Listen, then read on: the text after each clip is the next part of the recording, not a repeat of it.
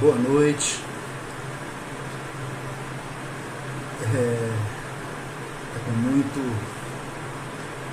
muita satisfação de estar aqui junto com você, né, nesse momento em que vai ter uma palavra, vai ter um louvor para que nós possamos estar glorificando o Senhor. Mas abre a sua Bíblia comigo antes de começarmos a louvar. Abre a sua Bíblia comigo no Salmo 75, que diz assim: graças te rendemos, ó Deus, graça te rendemos e invocamos o teu nome e declaramos as tuas maravilhas. E tem sido assim, né? Durante esse período que nós estamos nos guardando, tem sido esse momento que nós temos falado com Deus. E eu queria te convidar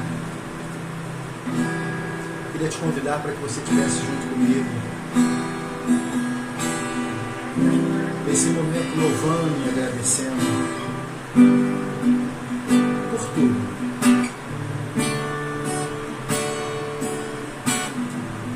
Para que entre o Rei Jesus, o Rei da glória, eu abro meu coração, para que entre o Rei Jesus, o Rei da glória, eu abro meu coração, para que entre o Rei Jesus, o Rei da glória, eu abro meu coração,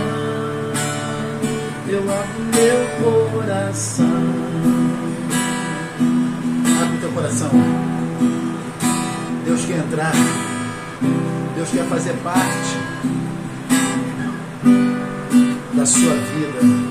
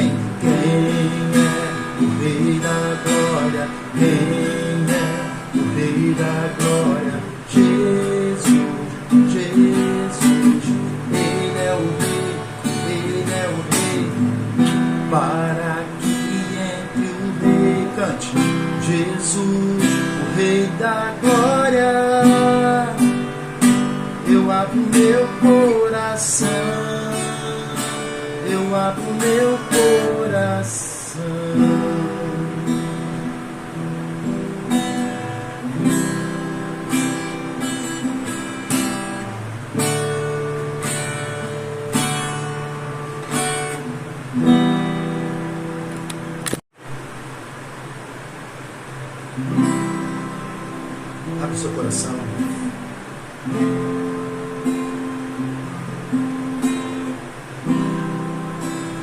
Traz-me de volta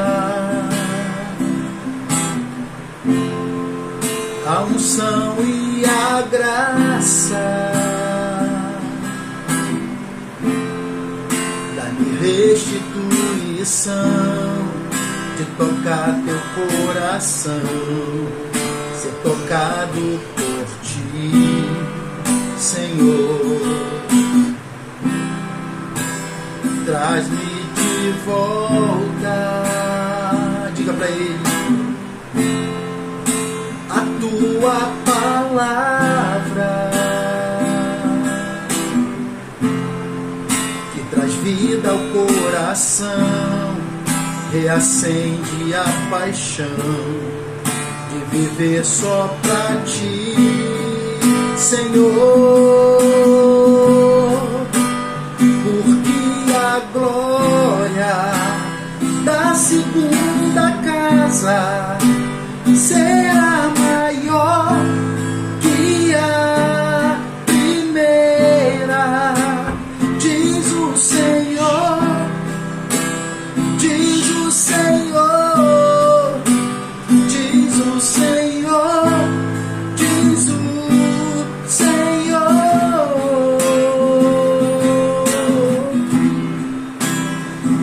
Pede a Ele, só Ele pode trazer de volta. Traz-me de volta a unção e a graça, dá-me restituição de tocar teu coração, ser tocado por ti, Senhor. Traz-me de volta a tua palavra que traz vida ao coração, que acende a paixão de viver só pra ti, Senhor. Porque a glória da segunda casa será maior que a primeira, diz o Senhor, diz o Senhor, diz o Senhor, diz o Senhor. Porque a glória da segunda casa será maior que a primeira, diz o Senhor, diz o Senhor, diz o Senhor, diz o Senhor.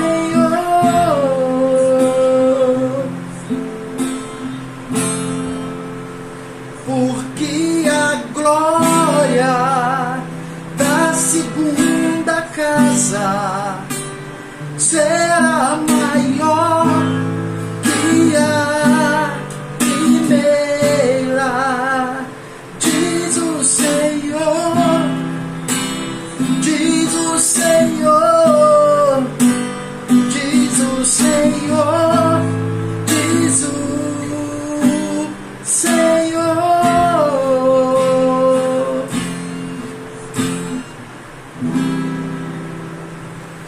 Que Deus abençoe, que Deus abençoe a palavra, que você possa se fortalecer.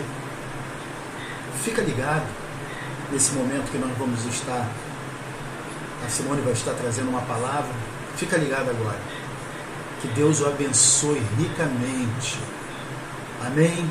E que você possa retornar para Jesus, que você possa voltar e que você possa se converter.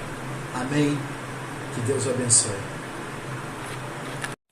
Boa noite, graça e paz do nosso Senhor Jesus Cristo. mais uma quarta-feira em que nós nos encontramos virtualmente, né? Uma pena, porque é muito bom falar com os irmãos, mas vendo o rosto dos irmãos, podendo abraçar os irmãos, podendo estar juntos. Mas nesse momento é imperioso que estejamos assim e nós vamos seguir em frente. Essa semana eu estava ouvindo uma canção muito antiga que falava: "Oh, glória, aleluia, a igreja segue caminhando", e seguimos caminhando, né? Como todas as quartas-feiras, nos encontrando, sem nos vermos, mas ainda compartilhando a palavra do Senhor. E eu quero continuar compartilhando com você os salmos, né? Como vínhamos fazendo todas as quartas-feiras.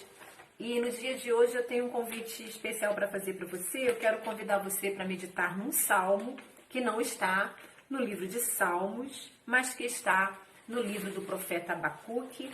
Eu convido você a abrir a sua Bíblia no livro do profeta Abacuque. Você vai lá em Mateus e vai voltando devagarinho, porque é um profeta menor. E quando eu comecei a preparar essa meditação para nós, eu me deparei com o significado da palavra Abacuque. Eu falei: "Oh, Jesus!" Abacuque, ele significa abraço, né? Uns falam que é abraço de Deus, outros falam que é abraço ao entendimento. Seja como for, significa abraço. Então eu quero começar essa palavra de hoje falando sobre o significado da palavra Abacuque e dizendo para você, meu irmão, minha irmã, sinta-se abraçado nessa hora, sinta-se abraçado por Jesus, pelo Espírito Santo, por mim, e receba aí o abraço. Mas vamos continuar com o livro de Abacuque. Abacuque, ele é um profeta menor, né, pequeno, são 3 capítulos apenas do seu livro, e ele começa, o livro começa logo nos primeiros versículos falando sobre uma aflição do profeta.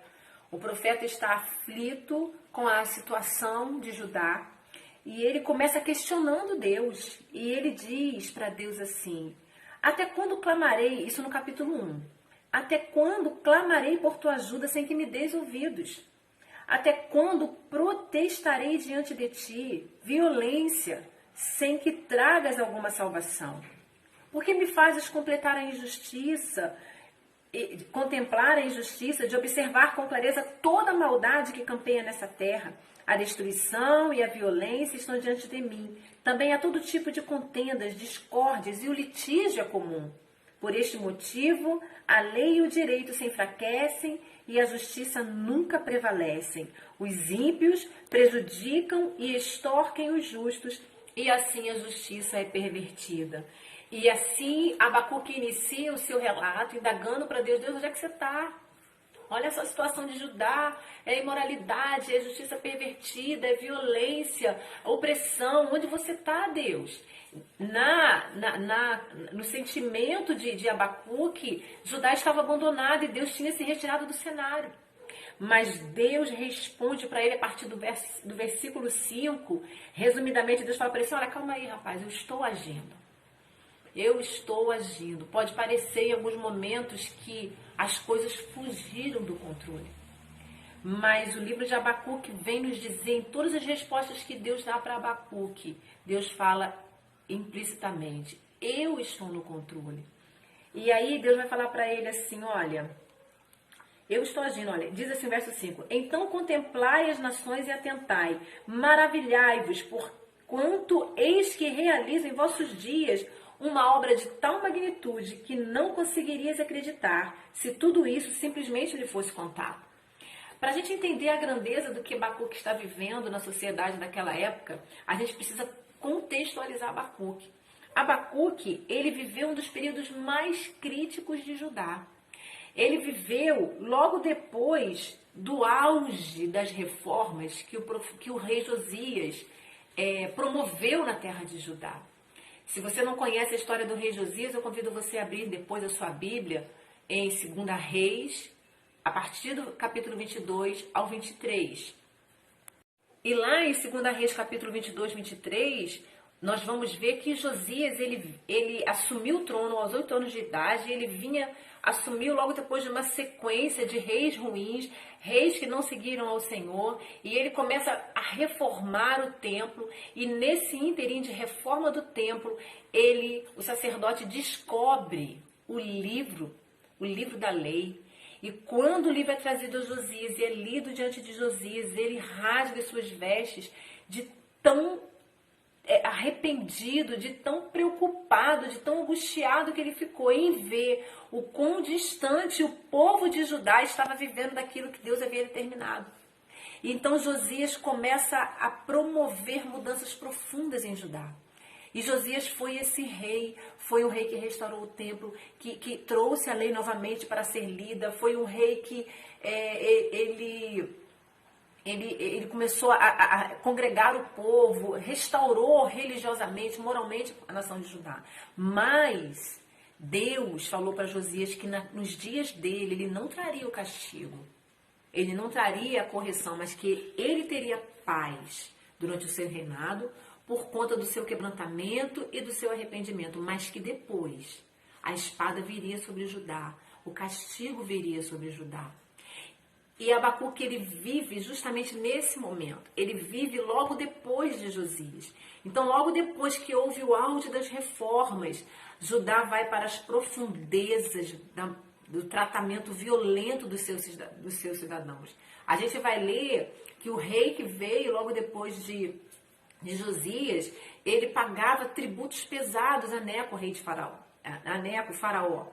Ele pagava muitos impostos. E o que ele fez? Ele começou a tributar o povo, ele começou a oprimir o povo, cobrando do povo muita prata, muito ouro, para que pudesse pagar aquilo que Neco exigia dele. Isso fez com que as pessoas ficassem mais pobres, fez com que as pessoas sofressem mais. Enfim, Judá estava numa situação de calamidade. E Abacuque viveu nesse período. Também Jeremias viveu nesse período. Eles viveram, tanto Abacuque como Jeremias, eles foram contemporâneos.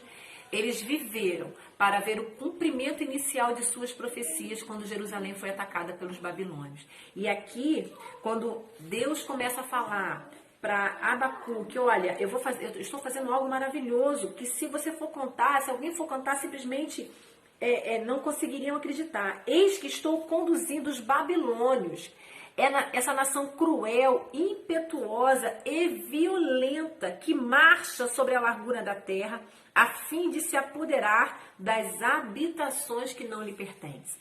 Deus fala para Abacuque que ele estava agindo, olha, eu estou vendo toda essa maldade de Judá e eu estou trazendo os babilônios para resolver essa situação aqui. Os babilônios, eles serão o meu instrumento de correção, de castigo, de repreensão a Judá. Judá vai ser levado cativa pelos babilônios. Ele diz que uma nação, diz no 7 assim, pois uma nação apavorante e temível, que faz justiça com as próprias mãos, e todo o seu juízo e leis vem dela mesma. Então, o que Deus está levantando contra Judá é algo terrível, irmãos. É algo assustador, porque quem viveu naquela época conhecia a fama do povo babilônio, e eles sabiam que quando o povo babilônico chegasse, a destruição seria fatal, seria terrível, que haveria muito sofrimento, que eles seriam levados cativos. E se eu vivesse naquela época e eu visse essa profecia, conhecendo a fama do povo babilônico, eu ia ficar apavorada. E quando Abacuque, ele ouve isso, ele questiona a Deus novamente, ele fala para Deus no versículo 12, porventura, não existe tu desde a eternidade? Tu jamais morrerás e nós te seguiremos, mas Senhor, tu designaste justamente essa nação pagã para executar o teu juízo? Tu decidiste estabelecer este povo para aplicar o castigo? Tu, cujos olhos são puros e imaculados, que não suportam ver o mal, que não podes tolerar a malignidade. Então, por que tens paciência com os perversos? Por que ficas em silêncio, enquanto os ímpios devoram os que são mais justos do que eles? E todo o restante do capítulo 1, o profeta vai indagar a Deus sobre a escolha do povo. E aí ele fala assim no começo do capítulo 2. Sendo assim, eu me colocarei como sentinela sobre minha torre de vigia, tomarei posição sobre as muralhas e aguardarei para ver o que o Senhor me dirá e que resposta receberei aos meus questionamentos. Então, quando ele termina de questionar Deus por que daquele povo, que aquele povo era muito ruim, como que aquele povo poderia ser instrumento de correção, eles não eram mais justos do que o povo de Judá. Ele fala assim, eu vou lá para minha torre de vigia, eu vou ficar esperando Deus me responder. E Deus responde. E o capítulo 2, Deus vai responder o profeta Abacuque, vai dizer para Abacuque, olha Abacuque, você faz o seguinte, você escreve essa visão, mas escreve de forma bem clara, em grandes tábuas, para que quem passar correndo possa ler. Porquanto esta visão se cumprirá num tempo determinado no futuro. É uma visão que fala do fim, ela não falhará. Ainda que demore, aguarde-a confiante, porque ela certamente virá e não retardará. Deus começa a responder a Abacuque, fala, olha, você escreve para que todos saibam. Escreve de uma forma que fique bem acessível, que todos estejam cientes dessa visão, porque ela vai acontecer. Pode até demorar, mas ela virá. E escreve também, Abacuque, que o ímpio está cada vez mais arrogante. Suas vontades não visam bem, mas o justo viverá pela sua fé. E aqui eu acredito que a vida de Abacuque começou a mudar. Porque ele começa chorando, ele começa reclamando, ele está olhando para os seus lados, está vendo a degradação de Judá, ele está vendo, meu Deus, não acontece nada, cada dia que passa o povo fica pior, cada dia que passa o povo fica mais e mais sem temor da palavra de Deus, sem temor a Deus. Onde está Deus? Ele não conseguia enxergar Deus, ele só conseguia enxergar a situação caótica que o cercava. E ele começa a indagar a Deus e Deus responde, ele não gosta da resposta, ele indaga novamente a Deus e Deus fala para ele, é isso mesmo que vai acontecer, você escreve aí. E vou te dizer uma coisa, Jeremias, o Abacuque, você que está aí preocupado demais com o que está ao seu redor, grava uma coisa que eu vou te falar também, o justo, ele vai viver pela sua fé. Irmãos, o justo, ele não vive pelas circunstâncias, não. Nós não vivemos pelo que está acontecendo ao nosso redor.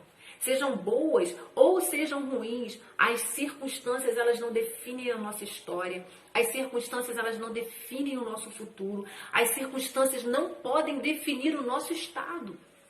Porque nós, os justos, vivemos pela fé em Deus, pela fé nas suas promessas, pela fé no seu plano eterno. Então Deus está fazendo aqui já um limite para Abacuque. Olha, Abacuque, você escreve e fica ciente de uma coisa, que o ímpio, ele vai ficar cada vez mais arrogante, mas o justo, ele vai viver pela sua fé. Deus está convidando a mim e a você, nesse dia de hoje, a tirarmos os olhos das circunstâncias e a depositarmos os nossos olhos nele. Nele. E aí, Deus começa a traçar aqui, no capítulo 2, tudo o que ele iria fazer. Ele diz que o castigo seria para um tempo determinado, diz que haveria consequências para toda maldade, pecado e desvio, e ele descreve o castigo em 5 ais. Ele fala primeiro, ai do ganancioso. Depois você continua lendo o capítulo 2, ele vai falar, ai do complacente, daquele que é permissivo, ai do violento, ai do desavergonhado, e no final ele vai terminar o capítulo 2 falando, ai do idólatra. E aí nós chegamos ao capítulo 3, que é onde nós vamos conversar mais detidamente, que é o cântico, o salmo de Abacuque. É quando ele começa a clamar a Deus por misericórdia. Logo no comecinho do capítulo 3, deixa eu abrir aqui, o profeta Abacuque começa a clamar a Deus por misericórdia. Ele fala assim no verso 2, olha, eu ouvi falar da sua fama e tremo diante dos seus atos, Senhor. Realiza de novo em nossos dias as mesmas obras maravilhosas que fizeste no passado. Faz-as conhecidas por todos nós em nossa época, ainda que estejas irado. Lembra-te da tua imensa misericórdia. Abacuque aqui, ele já está falando diferente do começo do capítulo 1. Ele já não está mais se sentindo mais que Deus está ausente, que Deus não está agindo. Agora ele já começa o capítulo 3, no seu cântico, clamando a Deus por misericórdia, falando: Deus, faz de novo coisas maravilhosas que o Senhor fazia no passado. Mesmo estando irado, lembra-te da tua imensa misericórdia. E aí o Salmo vai falar, esse Salmo tem 4 partes. Mas antes da gente descrever cada uma delas, eu gostaria de ler ele com você. Vamos ler. Diz assim, verso 2 do capítulo 3. Ó Senhor, eu ouvi falar da tua fama e tremo diante dos teus atos. Realiza de novo em nossos dias as mesmas obras maravilhosas que fizestes no passado. Faze-as conhecidas por todos, também em nossa época. Ainda que estejas irado, lembra-te da tua imensa misericórdia. Deus veio de Temã, o santo veio do monte Parã, região das cavernas. Sua glória cobriu os céus e o seu louvor encheu a terra. O seu resplendor é como a luz. Raios brilhantes saem da sua mão e o esconderijo da sua força está ali. As pestes vão adiante dele e a praga destruidora o segue. Eis que ele se deteve e a terra estremeceu. Olhou e fez tremer todas as nações. Montes antigos se desmancharam. Colinas firmes desde a antiguidade se desfizeram. Os caminhos dele são eternos. Contemplei a aflição das tendas de Cusá. Tremiam todas as cortinas das tendas de Midian. Seria contra os rios que estavas irado, ó Senhor? Era contra os riachos a tua cólera? Foi contra o mar que o teu zelo transbordou quando cavalgaste em teus cavalos de guerra e com as tuas carruagens de vitória? Preparaste o teu arco, pediste muitas flechas. Dividiste a terra formando rios. Os montes te observaram e se contorceram. Torrentes de água desceram com violência. O abismo estrondou, erguendo as suas ondas enormes. O sol e a lua pararam nas suas moradas, ante o lampejo das tuas flechas que voam, ao brilho intenso da tua lança reluzente. Com zelo e grande furor andaste a passos largos por toda a terra. Com indignação pisoteaste nações pagãs. Partiste para salvar a tua gente, para libertar o teu povo ungido. Esmagaste o líder da nação ímpia, despindo-lhe por completo da cabeça aos pés. Traspassas a cabeça dos seus valentes com suas próprias lanças, quando saíram como um terrível ciclone, a fim de nos espalhar com maligno prazer, como se estivessem prestes a devorar o necessitado em seu abrigo. Eis que tu marchas com teus cavalos pelo mar, agitando as grandes águas. Assim que eu ouvi tudo isso, as minhas entranhas se comoveram, meus lábios tremeram, meus ossos desfaleceram, minhas pernas vacilaram. Portanto, aguardarei em tranquilo silêncio o dia da tribulação que virá sobre o povo que nos oprime. Ainda que a figueira não floresça, nem haja uvas nas videiras, mesmo falhando toda a safra de olivas e as lavouras não produzam mantimento, as ovelhas sejam sequestradas do aprisco e o gado morra nos currais. Eu, todavia, me alegrarei no Senhor e exultarei no Deus da minha salvação. O Senhor soberano é a minha força. Ele faz os meus pés como os do cervo, faz-me caminhar por lugares altos. Amém? Glória a Deus.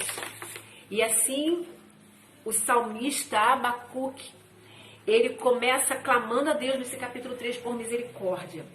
E aí ele vai do verso 3 ao verso 11, ele descreve o poder da natureza.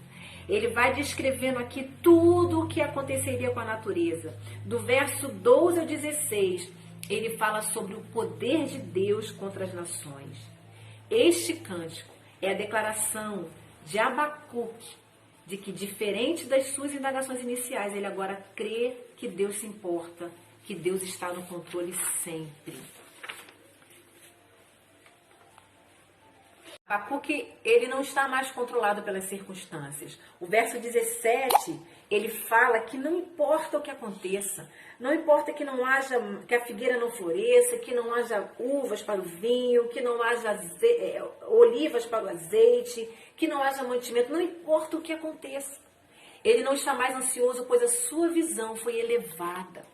Ele agora não está mais preocupado com questões temporais, com o que acontecem aqui. Ele não está mais ocupado, seus pensamentos não estão mais ocupados com essas coisas.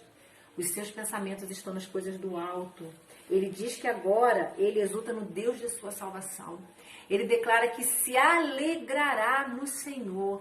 O verbo alegrar aqui, nessa passagem, quando ele fala, eu todavia me alegrarei no Senhor, no original, esse verbo significa rodopiar em redor com movimentos intensos. É como uma brincadeira de roda, né? Quando a gente roda e dança.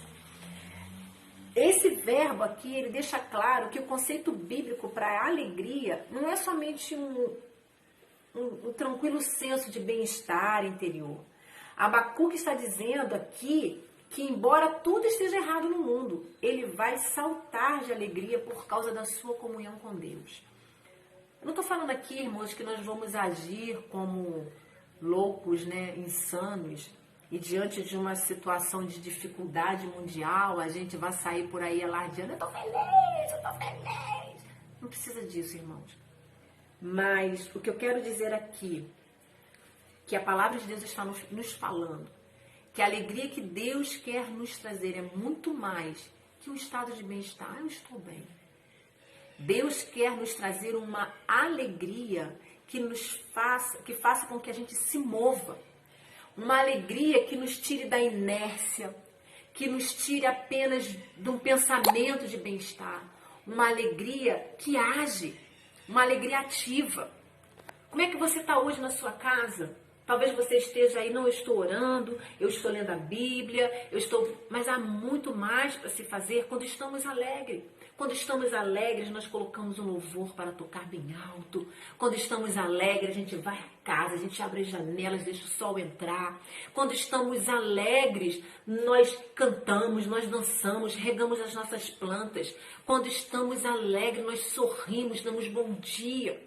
Quando nós estamos alegres, nós transbordamos isso. Estar alegre numa situação só de bem-estar, estar quieto, não, eu estou bem, está tudo certo, não vai me faltar comida, vou me assentar aqui, eu vou orar. Estar alegre é mais do que isso, irmãos. Estar alegre é exultar, é regozijar. Tenho conversado com algumas pessoas e tenho ouvido alguns relatos de temores, de pressão alta, de ansiedade. Deus está nos convidando a trocar estas coisas pela alegria que só Ele pode nos trazer. Mas para que essa alegria venha sobre nós, nós precisamos buscar em Deus o que o profeta alcançou. Ele falou, olha aqui, olha, eu não estou preocupado mais com o que está acontecendo ao meu redor. Eu estou agora ocupado com as coisas do alto. Meus olhos estão em Deus, os meus olhos estão fitos nas mãos de Deus, de que ela providenciará para mim tudo aquilo que eu precisar, de que Ele tem cuidado de mim, de que a minha esperança não é essa terra, de que a minha esperança é o céu. Ah, mas que utopia agora, porque as coisas estão difíceis aqui, eu quero ir para o céu, mas essa sempre foi a nossa esperança, irmãos. Nós nunca deveríamos nos apegar às coisas dessa terra. E se em algum momento nós estivemos apegados a elas, estivemos detidos nessas coisas, então agora é o tempo de nos despertarmos e falar, epa, peraí, tem algo acontecendo no mundo e eu preciso sim me apegar às coisas do céu e à esperança do céu, porque lá é o nosso lugar. Então o salmista entendeu isso, ele fala, olha, eu vou me exultar em Deus, no Deus da minha salvação. Ele vai fazer com que eu caminhe em lugares altos. Caminhar em lugares altos, irmãos, é deixar as coisas dessa terra aqui, ó. Lugares altos são os pensamentos de Deus, os pensamentos altos de Deus. Quais são os pensamentos altos de Deus? Jesus, no Evangelho de João, ele falou assim, olha, não fica perturbado, não fica preocupado, acalma o coração, eu vou para o Pai, mas eu vou lá preparar um lugar, eu vou preparar um lugar para onde eu estiver, vocês também estejam, eu vou levar vocês para ficar comigo. E é isso que o salmista Abacuque, o profeta e salmista entendeu. Deus me faz caminhar por lugares altos. Nosso lugar alto neste momento é nossa esperança. Então eu quero convidar você a botar este louvor nos seus lábios nestes dias. E crer que ainda que as coisas aqui fiquem muito difíceis, crer que nós estamos sendo cuidados por Deus. Crer que não importa as circunstâncias difíceis ou até mesmo boas dessa terra. Não importa, eu todavia me alegrarei no Senhor. Uma outra coisa interessante aqui nessa declaração, eu todavia me alegrarei. Ele está trazendo para ele a responsabilidade de estar alegre. Ele não está falando, Senhor, traz a sua alegria para mim. Senhor, me faz ser alegre. Não, ele está falando assim, eu vou ficar alegre. Eu me alegrarei, eu vou me alegrar, é a minha atitude, é a minha escolha, eu não vou ficar perturbado, eu não vou ficar ansioso, eu não vou ficar temeroso, eu vou me alegrar no Senhor. Deus está falando para nós através do profeta Abacuque. Ei, para de ficar perturbado, para de ficar temeroso, ansioso. Olha, escolha a alegria, vai se alegrar. Se alegra no Senhor, talvez dentro da sua casa mesmo, faça como o salmista, dê uns rodopios mesmo, irmão, dance para o Senhor, louve o Senhor, adore o Senhor, levante uma bandeira de alegria na sua vida, de que as circunstâncias deste mundo, elas não podem roubar a nossa fé, não podem roubar a nossa esperança, não podem tirar o nosso alvo, porque o nosso alvo não é aqui, o nosso alvo não são as coisas dessa terra, mas o nosso alvo é estar com o Senhor Jesus. Então que essa palavra possa trazer para você, nesses dias, alentos, que possa trazer para você consolo, que possa trazer para você fortalecimento, como o profeta Abacuque diante de um quadro de guerra, de cativeiro, de expectativa de terror, porque os babilônicos viriam, e ele sabia que viria, mas ainda assim, ele se levanta e fala, olha só, Deus, ainda que a figueira não floresça, não haja uva na videira, falhando a safra de olivas, as lavouras não produzam mantimento, as ovelhas sejam sequestradas do aprisco, não importa. Eu, todavia, me alegrarei no Senhor e exultarei no Deus da minha salvação. Que esse seja o seu cântico nestes dias. Que essa palavra seja para o seu fortalecimento, em nome de Jesus. Amém. Alegrai-vos, o Senhor nos diz isso, né? Essa palavra maravilhosa, alegrai-vos, alegrai-vos no Senhor, a palavra de Deus diz, novamente vos digo, alegrai-vos, não deixai as coisas deste mundo roubar a alegria de estar na presença do Senhor. Deus abençoe.